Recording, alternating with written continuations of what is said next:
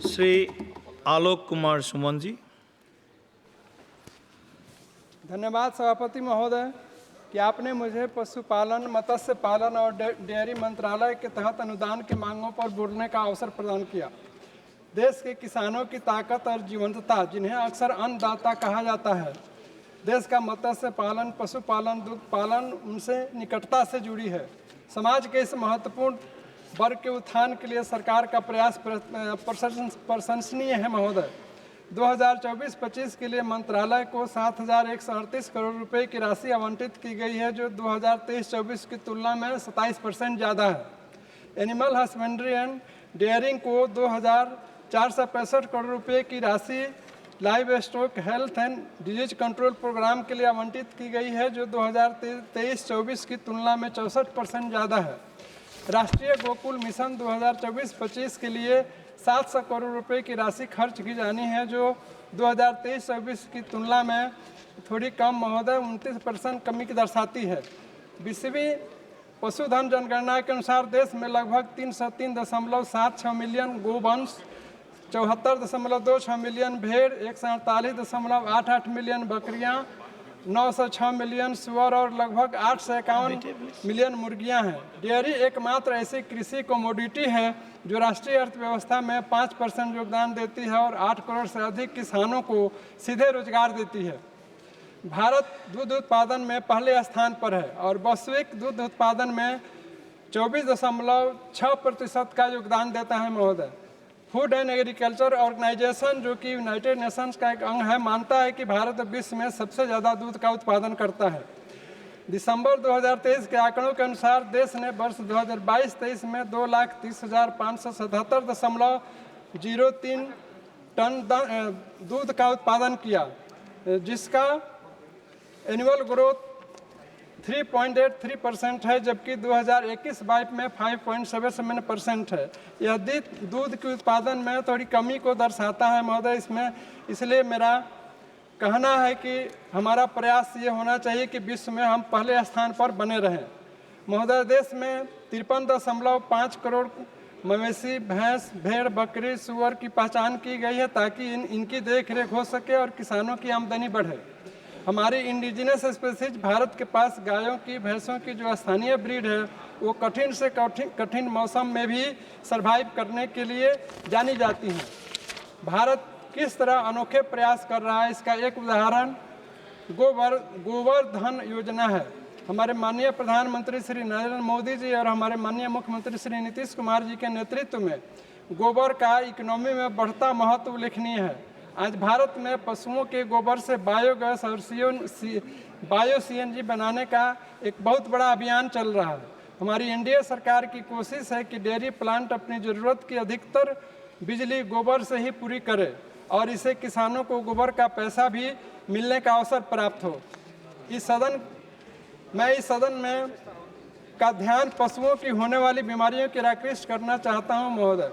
जब पशु बीमार होता है तो किसानों की आय को भी प्रभावित करता है, इसलिए भारत में हमें पशुओं के यूनिवर्सल वैक्सीनेशन पर ध्यान देना है। हमारी एनडीए सरकार ने यह संकल्प लिया है कि 2025 तक 100% पशुओं को foot and mouth disease and brucellosis की वैक्सीन लगाएंगे। इस दशक के अंत तक इन बीमारियों से पूरी तरह मुक्ति का लक्ष्य रखा गया है। हमारे वैज्ञानिकों ने लंपिंग स्किन डिजीज की स्वदेशी वैक्सीन भी तैयार कर ली है। महोदय, पशुपालन हो, मछली पालन हो या मधुमक्खी पालन हो, बीते 5 वर्षों में मत्स्य और पशुपालन से जुड़े विकल्पों पर माननीय नरेंद्र मोदी जी की सरकार एक नई अप्रोच के साथ आगे बढ़ी है।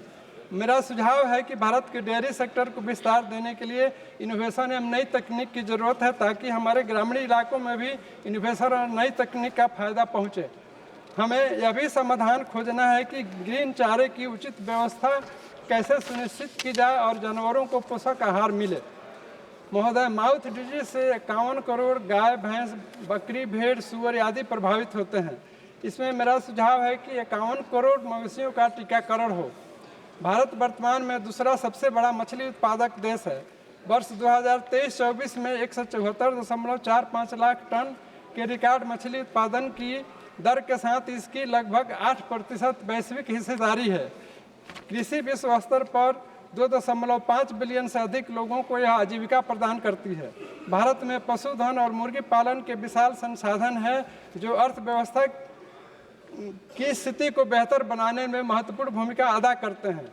फूड एंड एग्रीकल्चर ऑर्गेनाइजेशन के उत्पादन डेटा 2020 के अनुसार भारत दुनिया का उत्पादन अंडा के उत्पादन में तीसरे और मांस के उत्पादन में 8वें स्थान पर है। महोदय, भारत के एक्सपोर्ट का 50% केवल मीट और मीट प्रोडक्ट्स का है। देश में राष्ट्रीय गोकुल मिशन जो 2000 दिसंबर 14 में शुरू किया गया था, जिससे स्वदेशी गैर जातीय नस्लों के विकास और संरक्षण होगा, जिसके परिणाम से उत्पादकता में वृद्धि होगी और डेयरी में लगे 80 बिलियन किसानों को, विशेषकर छोटे और सीमांत किसानों को फायदा होगा। नाबार्ड के द्वारा सस्ते ब्याज दर पर ऋण भी दिया जा रहा है तथा पुनः भुगतान की अवधि 2031-32 की पहली तिमाही तक है। महोदय, यूनाइटेड नेशंस के सस्टेनेबल डेवलपमेंट 17 गोल के तहत हमारी सरकार ने राष्ट्रीय पशुधन मिशन शुरू किया है, जो इस योजना का फोकस रोजगार सृजन, उद्यमिता विकास के साथ साथ मांस, बकरी के दूध, अंडे और ऊन के उत्पादन में भी वृद्धि का लक्ष्य रखा गया है। भारत सरकार के लाइव स्टॉक सेंसस 2019 के अनुसार 16 प्रजातियों में पशुओं की 184 नस्लें हैं। 184 नस्लों में 38 नस्लें देसी नस्लें जो खतरे में हैं। महोदय, मेरा इसमें सुझाव है कि 38 देसी नस्लों को बचाने के लिए उचित व्यवस्था होनी चाहिए। महोदय, मछली पालन के लिए बिहार सरकार को वर्ष 2022-23 के लिए 303.64 करोड़ रुपए का आवंटन हुआ, जिसका बकाया आवंटन अभी तक निर्गत नहीं किया जाए। महोदय, मैं संसद के माध्यम से मेरा आग्रह है कि इस बकाया राशि को यथाशीघ्र निर्गत किया जाए ताकि मछली पालन को राज्य में और ज़्यादा बढ़ावा दिया जा सके। महोदय, मेरा संसदीय क्षेत्र गोपालगंज तिरहुत दुग्ध संघ मुजफ्फरपुर के परिचालन क्षेत्र में आता है। NDP 1 के तहत, जिसमें राशन संतुलन कार्यक्रम, चारा विकास, ग्राम आधारित दुग्ध प्रणाली के संबंधित 3 उप परियोजनाएं चलाई जा रही हैं, जिसके लिए 5.99 करोड़ रुपए का अनुदान स्वीकृत किया गया, जिसमें 5.66 करोड़ दिया गया। शेष बकाया राशि अभी तक नहीं दी गई है। महोदय, मेरा आग्रह है कि इस बकाया राशि को बिहार को शीघ्र दिलाया जाए। महोदय, 2022 के सागर परिक्रमा कार्यक्रम चलाया जा रहा है, जिसके तहत समुद्र में मछलियों को पकड़ने के लिए मछुआरों को इंटरनेशनल बाउंड्री और समुद्री क्लाइमेट की जानकारी दी जाती है। जो वर्ष 2024 के डाटा के अनुसार हमारे 266 भारतीय मछुआरे दूसरे देश की जेलों में बंद है और उनके 2000 से अधिक सामानों को जब्त किया गया है। हमें ये भी संज्ञान लेना चाहिए। महोदय, डिमांड फॉर ग्रांट्स पर अपनी बात रखते हुए आवारा कुत्तों जानवरों के बारे में भी बोलना चाहूँगा। महोदय, the prevention of cruelty to animal act 1960 के में जानवरों के लिए सुरक्षा के लिए लाया गया था। ऑनरेबल सुप्रीम कोर्ट ने 2009 में रिट पिटीशन पर सुनवाई करते हुए कहा कि stray dog can be managed by controlling their population through animal vasectomy. इसलिए मैं सरकार के संज्ञान में आवारा कुत्तों और अन्य जानवरों जो कि फसल से लेकर कई तरह की क्षति पहुंचाते हैं, उनका भी समाधान निकालना चाहिए।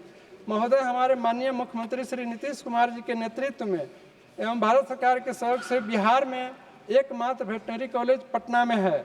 मैं इस सदन के माध्यम से यह मांग करता हूं कि हमारे संसदीय क्षेत्र गोपालगंज में पर्याप्त मात्रा में जमीन उपलब्ध है, इसलिए वहां एक वेटनरी कॉलेज की स्थापना की जाए ताकि किसानों को उसका लाभ मिले और मवेशियों का जरूरत पड़ने पर इलाज हो सके। धन्यवाद आलोक जी, धन्यवाद। आप समाप्त कीजिए प्लीज। इस अनुदान मांग का समर्थन करते हुए अपनी बात समाप्त करता हूँ। धन्यवाद।